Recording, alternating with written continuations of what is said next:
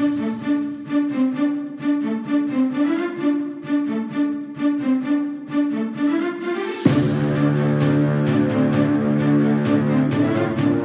arī notiek futbolā. Pirms ieiešanas lielajā futbolā.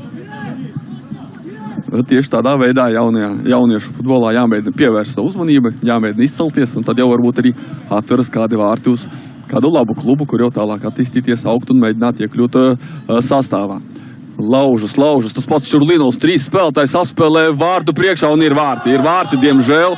24. minūte, un man vairāk kārt pieminēties Čurlinovs principā norganizē šos vārtus. Es pat nepamanīju, kurš numurs go, tas nav tik būtiski, bet viņš tur kreisajā malā apspēlēja 2 vai 3 mūsu spēlētājus. Nu jā, arī īstenībā sitēja izpildītājiem visu cieņu, viņš tur starp 2 mūsu aizsargiem pamanīja. Ātrāks mūsdienās, un aizvien mazāk laika ir apdomēja, ka tu kontrolē bumbu, viss jādara ļoti ātri.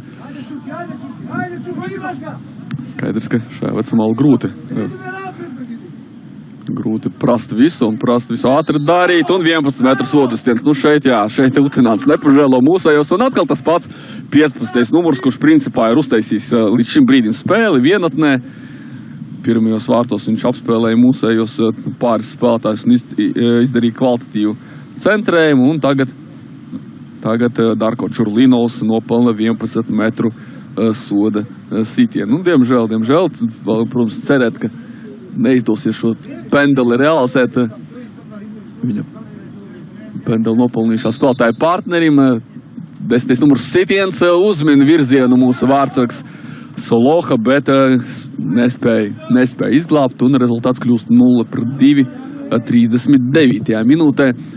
Nu, šie vārti gan, es atļaušos teikt, ir pilnīgi pretēji loģikai, jo kad 0-1 pēdējās minūtēs uzbruka mūsēji, maķedonieši neko neveidoja, un arī tā pendeli tāda pašķidra. Es nesaku, ka pendelis bija, protams, pārkāpums bija, un Utināns pieņēma pareizu lēmumu, bet tādā ziņā, ka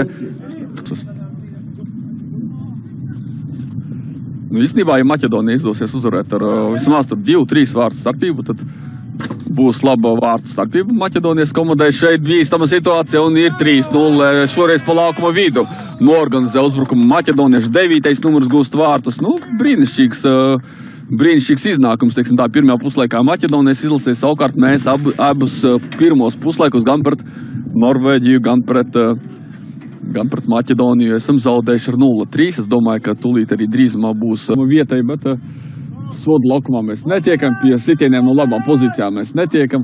No labākais, kas laikam ir bijis, tad pāris standarta situācijas tūlu sodu laukumā. Nu, pirmajā puslaikā bija jātur pie 0-1 dažas epizodes, kad arī sodu laukumā saņēma bumbu, un tagad ir vārti, beidzot ir vārti, pirmie vārti mums šajā turnīrā.